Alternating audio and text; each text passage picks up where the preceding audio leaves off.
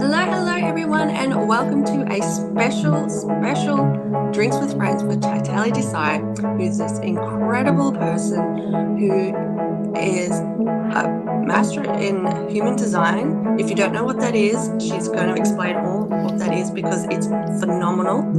And she is a person that believes in hypnosis and the power of hypnosis and how that can rewire the subconscious to thrive instead of just survive. So for everyone, my name is Eva. Great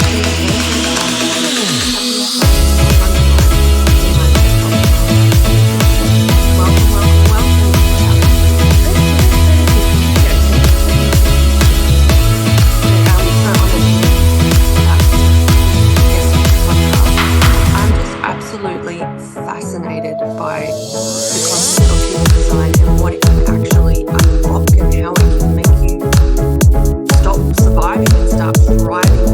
Can you explain to our audience what actually is human design and how it can transform you? Oh my God, yeah, thank you. I love this. So I came to human design, I think just about 5-ish years ago. Time is, I don't know, time moves so fast. Every day it feels like you're almost sometimes. But I think it's about 5 years now. And typically when you hear people talk about human design,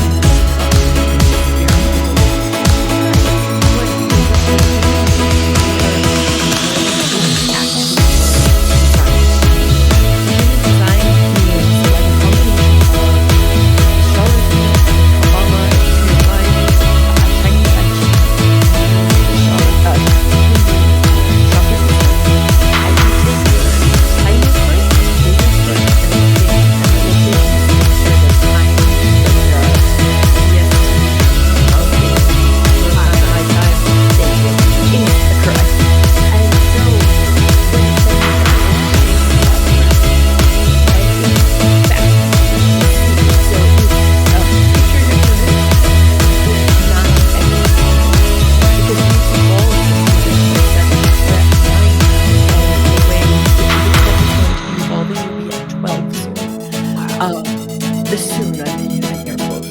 But what you'll see is these 9 centers, they sit along your central, your column, your spinal column, along well, I would use the top of the crown, center column, the thorax, you have the throat, the heart, and then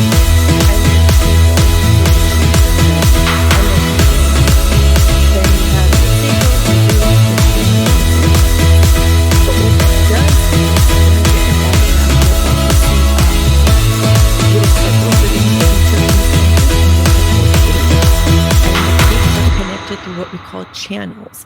And if you're thinking like, wow, that's a lot of information, I'll share with Amy, I'll share with you like what a typical body graph looks like. So you can always share with your guests, your listeners. Yeah. And what this does is it shows you how all of your energy moves in your body.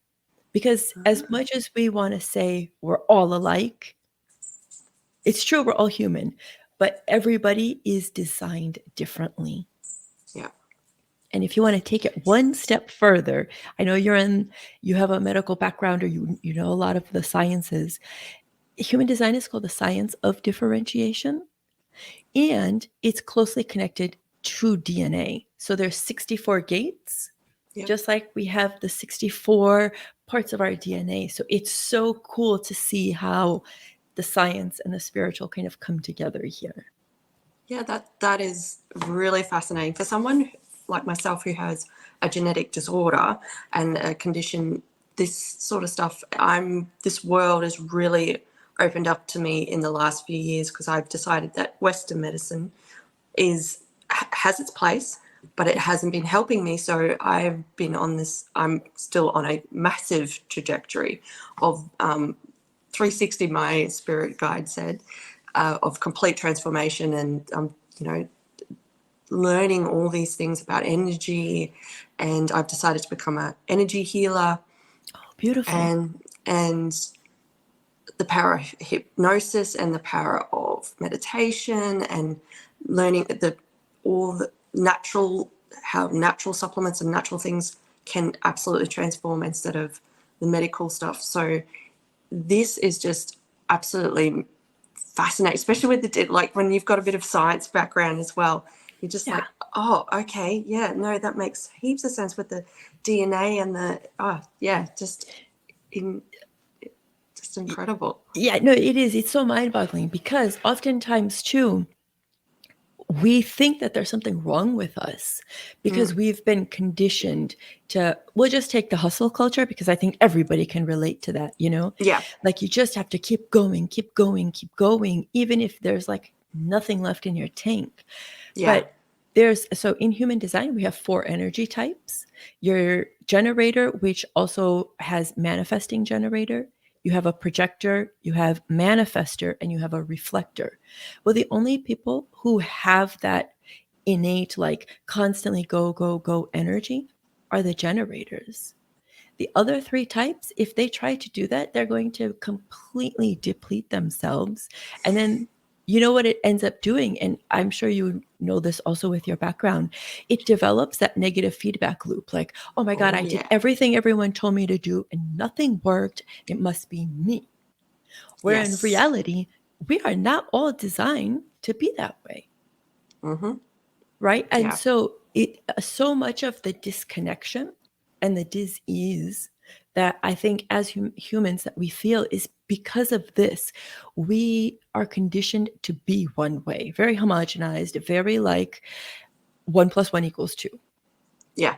But when you come into human design, when you come into your experiment, a lot of it is deconditioning. Hence why I offer hypnosis also, because we want to change the way you approach and the way you think about certain things, right?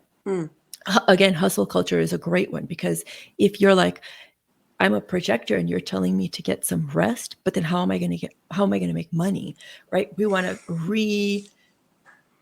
rewire that narrative, reprogram that narrative. And that's just a tangent. But as you step into this, you'll start to see why following this hustle mentality never worked for you. And it wasn't that there was something wrong with you. You just are not designed to be that way. Yeah. You know? Sounds like I might be a projector.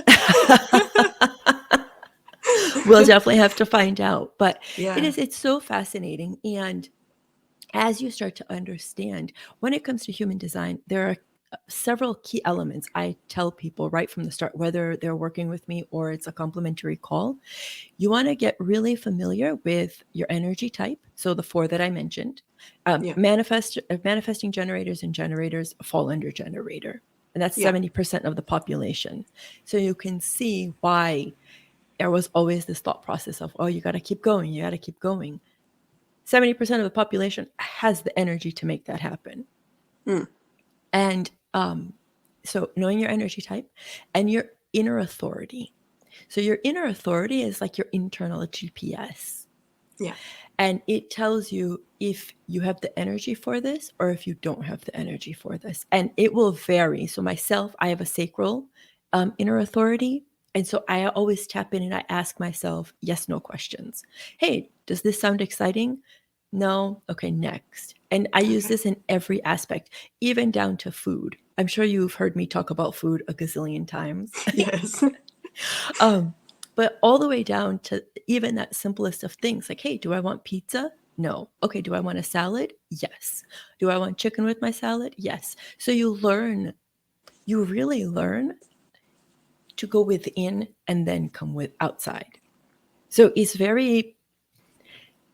it's different than how we've been trained, right? Typically you look externally for everything, then you think about it. But here I invite you to think internally and then go external.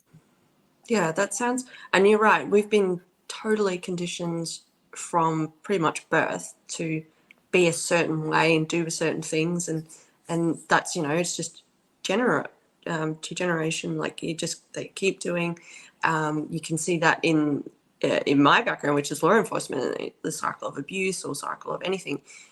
It's trained into people, and that trauma is passed on and it's all these things, but you can say, no, actually, if you feel disconnected, which I have been feeling this for as long as I can remember, and had so much trauma that I'm dealing with, and then a lot of negative self-talk. And it wasn't because I couldn't do things, it was because I was just I was told to do things a certain way. And you're saying that it's just going against my energy. So that's why I was just so depleted and felt like it was me that was wrong and not. Yeah. So that just completely fascinates me. And I just want to. 100%. And it's wild. And it's true. It's exactly what you just said. It feeds the negative cycle. You never have the opportunity, even if you had let's say you had a great day and you had a win. If you were to go and try to repeat that, there isn't that guarantee. And I'm not saying there's a guarantee in anything in life. I mean, it's life, right? But there's a higher probability if you are following your internal GPS that you may replicate that same success and then replicate it again and replicate it again. It's amazing. And a human design even comes down to how you digest your food, how you digestion as a whole, not just as in what you eat, but like what we consume. And in this day and age, everybody's on the internet doing all kinds of consumption of all different kinds of material, but there's no quiet time to process. And then you go back into that negative feedback loop. Okay, that person is doing it, so now let me do that. This guru is saying do this, let me go do that, right? So there's never a time for you to sit with yourself and to say, well, what do I actually think? And that's part of the invitation of human design, showcasing to you your strengths, where you can improve. Because again, that's what it is, right? Every time you go to the experiment, okay, how am I going to get 1% better? Yeah. It definitely, like what you're saying is basically that we could completely transform our lives. Like you could literally go from someone who's burnt out and that's not successful, and you could show them, hey, this is actually how, and then they can start realizing their inner self. But you're right, the internet is good and bad. I know both sides extremely well. My job during the day in law enforcement is to investigate online crime, and unfortunately most of that is child abuse material. So I'm an I have to say, sometimes I don't like saying that I'm an expert in child abuse, but that's my background in that. I've been in that law enforcement area for a very long time. This will be my 13th year. Oh, wow. So, yeah, so I know exactly how much internet can be good and bad. And it is good and it is bad, but it is a bombardment. We're constantly stimulated with information. There is no, like, if you think about it, as soon as you get up, the first thing you do is check your phone. And so you're constantly in a reactive mode. Yeah, you're in a reactive mode. You're not in just a nice disconnect. You don't disconnect from everything and start looking into yourself. That's why I think meditation is so powerful. Do you believe meditation? Yeah. 100%. So the reason I say it's reactive, you haven't set your mind to win the day yet. You've turned on your phone and now you've seen whatever's happening on Instagram or on Threads or whatever platform you're on. Maybe you're somebody who loves the news. Well, forget it. Yeah. You've already set yourself into this phase of, okay, now I get to react to the next thing that reacts to the next thing. So for myself, I do use my cell phone in the morning for my alarm. Yes, same. And I am guilty on days that I'll be like, oh, what's happening? Or I'm looking for that quick dopamine hit. But for majority of my days, I don't touch my phone outside of the alarm. And then I move into a meditative state and I journal. Whatever needs to be written out. Because what it does is once you've moved the thoughts onto paper, you've freed up space. Yeah. And then and it gives your brain the evidence oh, this is real, right? Because you took something intangible, your thoughts, put them on paper, and now you can hold it. that same process, if you think about it, is kind of like what happens when you come into human design. I've taken these intangible points, so to speak, right? Your birth date, birth time. We've put it into a system, and now here's your body graph. It's tangible. Yeah. So you get to see in real time, like, okay, here's how it works, and here's why I feel so strongly about this. And what it also gets to invite you to do is to become proactive in how you start your day, and I'm not saying that's the only way, but it is a very tangible way. For example, when we have our chakras, our centers, you can have it open or undefined or defined. So when it's defined, you have consistent access to that energy. Yeah. So we'll take my sacral. It's defined. I can always access that energy. For someone else, perhaps a projector, the sacral will not be defined. So they have inconsistent access. And that's why they cannot go all day. But knowing that, now you're empowered to say, okay, here's what my work schedule is going to be like so that I can set myself up for success. Here's how I will move into my day so that I'm proactive versus reactive. Here, if you're doing one-to-one consultations or client work, here are my boundaries. Why? Because boundaries protect our energy and it also protects the other person's energy.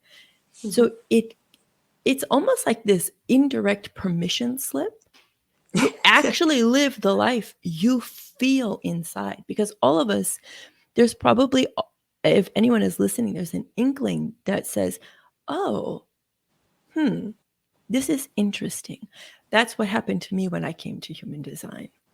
Super reactive, super just like, ah. And when I started to hear about it, I was like, there's something about this that sounds right. That sounds interesting for me. And down the rabbit hole I went, and here we are. I'm still in my experiment, so I get to constantly improve. But this is the process, right? And it's just amazing when you start to understand how your energy actually works for you, because there's probably things that you do right now and you're like, this is so weird. Why am I still doing this? And then you see your energy and you're like, oh, and now I get to use it like this. So then it feels good. It lands. They say energy introduces you before your words do. Now your energy and your words are moving together in the same direction. There's no internal fighting necessarily. Does that make sense? No, it does make sense that the internal conflict. I think a lot of people can feel that, like, especially if you are stuck in in the mundane. Like you get up, you have your breakfast, you go to work, you do work, you come home, you watch TV, you go to bed. Like the mundane sort of thing, and you're like, you feel that like you're there has always to be tired. more. There has to be more, and you're always tired all the time. And like you go to the doctor, and the doctor's like, "Oh, but all your levels are fine." But it's like, why am I so tired all the time? I just feel exhausted and strained. It's just purely you're working out of the wrong energy, And and it there's could no be inspiration. no creativity, no inspiration. Yeah. I can definitely contest to that. I was 2 years ago, for a very long time, was in absolute burnout and stress, and I know exactly what was going on. Like I have forensic psychology background. I know exactly what was going on, but I didn't want to. I couldn't change it, or I didn't know how to change it. And then the universe listened, did something that at the time I didn't particularly agree with, but now I'm very thankful for. And it's led me on this path. And yes, it hasn't been easy. I've decided that my inner self-talk needed to go. I like to call her the nasty bee, and I told her to have a hike. But learning to love myself and learning all this energy, and now learning from you and other incredible women in this space that and it's mainly, Do you agree that it tends to be mainly women? Do women tend to have a bit more intuitive towards this stuff, or is it just something that men just completely shut out because they think it's a bit woo-woo? Or So that's actually a beautiful question, and the first time someone's ever asked me. So thank you. And I think women, because we're still emotionally connected to ourselves, there's always this sixth sense, whether you want to admit it, you want to call it spirit, God, universe, whatever your name for it is, there is still that connection. I think because of the way society has built in the conditioning, men have been almost forced to disconnect from the emotion in order to enter whatever you want, work, go to war, all of it. So it's a much bigger conversation than I anticipated. But what's cool about it is, and this is a personal mission of mine, that as more women step into their power, and human design is definitely one avenue, hypnosis is another avenue, meditation, all these all of these steps helps empower women. And I think the biggest gift will be to have women become more and more empowered, standing in their power, owning their voice, and it gives men a little break. Because even if they wanted to take a break, then what do we say about men? There's nothing positive about that. Which is that not being great for them, right? So they cannot even address their emotional needs without being minimized. Whereas women, because we've been minimized for so long, there's an understanding of how to take that and turn that fire on and be like, you know what? Let me show you. There's that tenacity where I think men just haven't been given the permission or the space to even say they have emotions, you know? Oh yeah, no, I can definitely agree with that, because I see it in all aspects of life. And you're right, there's mental health, such a big problem of mental health with men, but it's not something, it's only in the last probably 5-10 years that they actually talk about it. And my husband is a what we call a tradie. He's a builder, and especially in that industry, you're not allowed to have feelings. Like, it's always, toughen, and with Australian culture, it's toughen up. Oh, don't be a girl. Don't be a sissy. Like, don't feelings. and all What? feelings. No, feelings. That's like a no. 4-letter word right there. Yeah. So there's a particular foundation or company here that two tradies set up, that their best mate committed suicide, and they created this company about men, like mental health, and they've made trade shirts, so shirts that make that have got weird, or not weird, but really colourful patterns and stuff. And it's about a conversation starter. And that foundation is incredible, because they've just grown and grown and grown. And now you see so many tradies wearing them, and they start talking. So that has led to, my husband wears those shirts. I think they're fantastic. And I think the guys that set it up was amazing. But there's just not enough of that. And I think, and you're right, women have been oppressed so long, so it's kind of like we're used to them calling us, if we do step into our power, we're used to them saying, oh, she's a bitch, she's a, what oh, she thinks she is. All that sort of stuff. So we're used to that, so we don't, yes, it still hurts and it shouldn't be said, but we're kind of like, yep, okay, that's cool. And you'll see that there's a powerhouse behind her, supporting her. But if men do that, we do have a lot of powerful men and a lot of evil men out there. Well, there's no such thing as evil or bad, but there's just people that do the wrong things. Yeah. But it's true on both sides, Yeah. And but I really just think, because the space has never really been given, like 5 years is not, it's a blip in time. Yeah. And so They have not been given the opportunity to even forget processing their emotions, figuring out how to connect it again. Yeah. Right? So like step 1, I have emotions. 2, huh. Yeah. Now what? So I don't even know how we got on this topic, but I No. think as again, it's a dance, and as women step into it more, it gives men that moment to be like that out breath. It almost feels like they've been holding a breath for so long. Yeah. And we're seeing it played out in all different cultures, all different governments. We're seeing it Yeah. across the board. Mm. But I just think it's an interesting space where as we start to tap inward and hear like, okay, well, what do I actually want to be? What do I actually want to do? What do I have the energy for? I feel like it's going to change so much in society for the better. Yes. Oh, You know, yes. where people, I'm a big proponent in my life and in business for radical self-responsibility.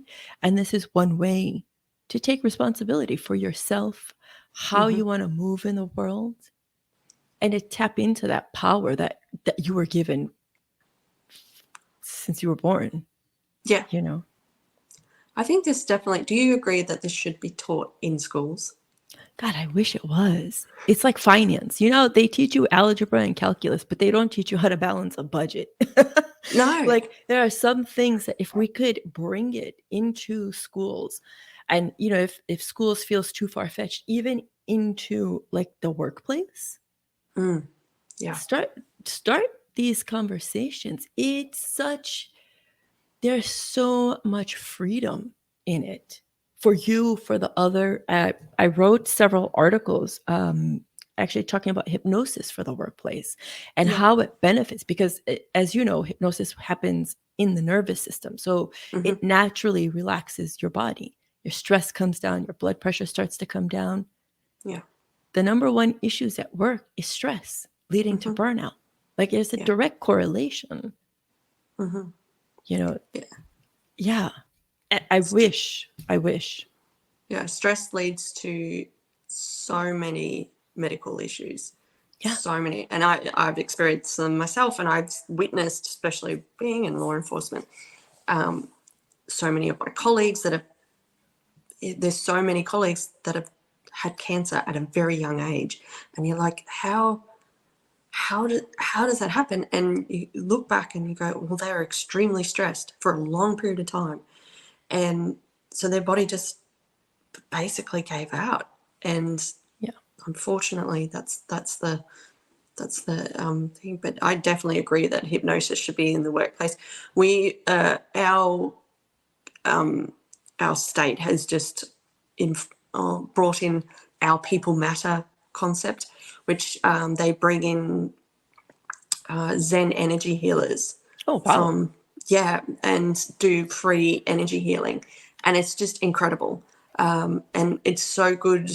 They've been doing it for a year now, and it's every time I go, there's more and more people, and it's so good to see that so many people are starting to open their eyes up to say, hey, there's so many avenues out there than just the typical, okay, I'm feeling sad, all right, well, I'll go and see a therapist. And then, and this is a whole nother podcast we could talk about, Yeah. that therapy only works on the surface level. It doesn't work on the subconscious level. So Yeah. you're just band-aiding the problem. You're just giving them a band-aid and then putting them back out in the world. And it doesn't help heal what's there. So that trauma just gets stored and stored and stored, and it will manifest into something else later down the track. Yeah, 100%. And I'm sure you know, like epigenetics, we're holding on to about 12 generations worth of cellular information. So some Yeah. issues that it's a repetitive cycle, you know, asking to be broken. But if you are not willing to actually look at it and to be like, I wonder, you know, it starts with curiosity. Like, Yes. I wonder if there's some other way. There's always going to be a place for every aspect of medicine, from talk medicine to having to take something to course correct, right? Yeah. But imagine for women right now, especially in this day and time, thyroid disease and heart disease is so prevalent because for so long we've swallowed our words. Yeah. We had to carry the emotional weight of everything and everyone except our own self. So in time, we end up self-abandoning, intentionally, unintentionally. I'm not here to debate that, but it happens. If you really take an eagle's eye view at health, you start to see these connections, and it's not happenstance. No. I mean, in my opinion, it's all because we have the cellular body, the energetic body, and then the physical body. It starts in the energetics, right? In the unseen.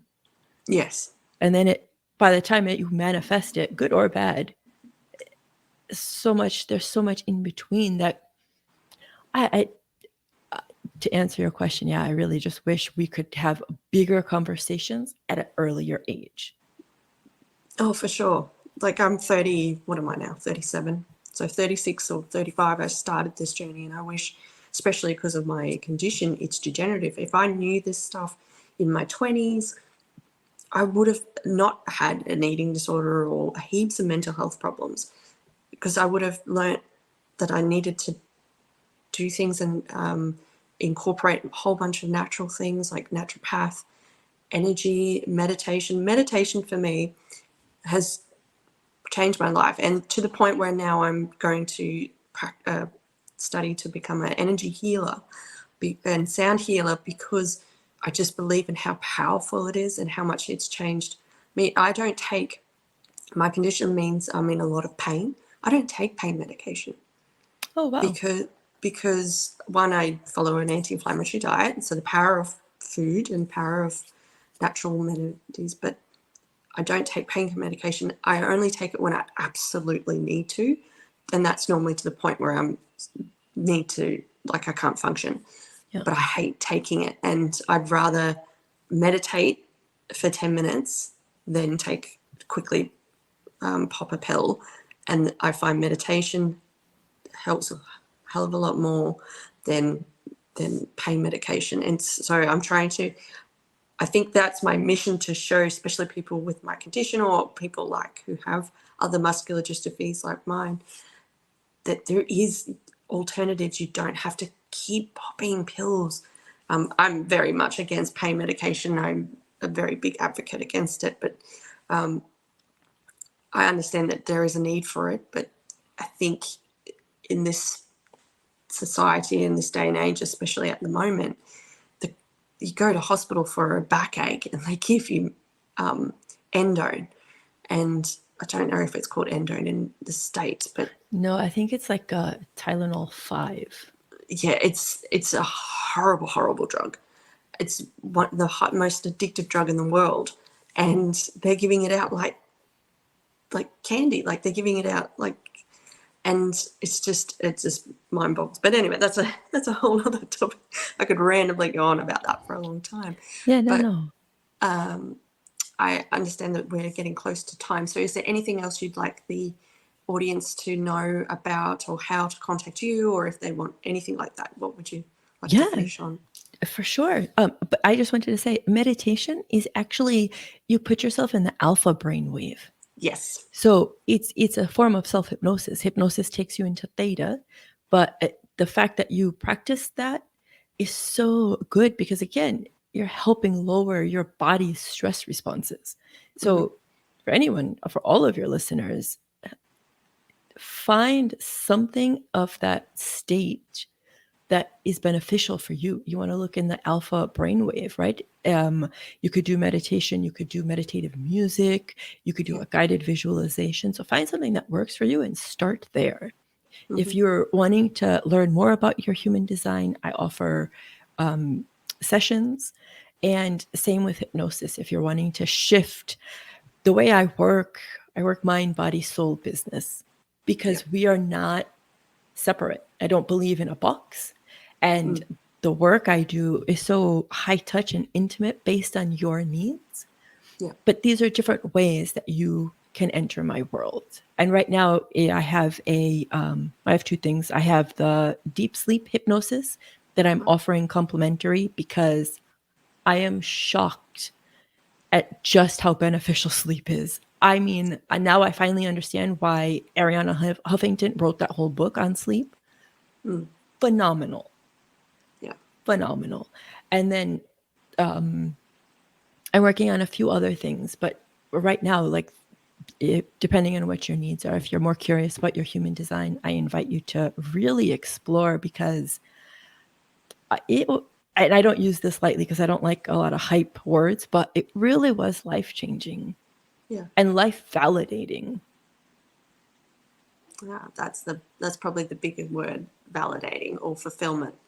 A lot of Yeah, people feel, what's that quote, that the graveyard's the most expensive real estate because that's where dreams go to die. There's so many people don't yeah, live to their fulfillment life, and they have so many. That's what regrets are. It's just you not 100%. living to your fulfillment. So yeah, I thank you so much. If you would like to, like Chaitali just said, if you'd like to understand more about human design, she can open your eyes up to an incredible world. Also with you're an EFT, tapping Yeah. expert, and Reiki. Like, she's just a person that can literally transform you.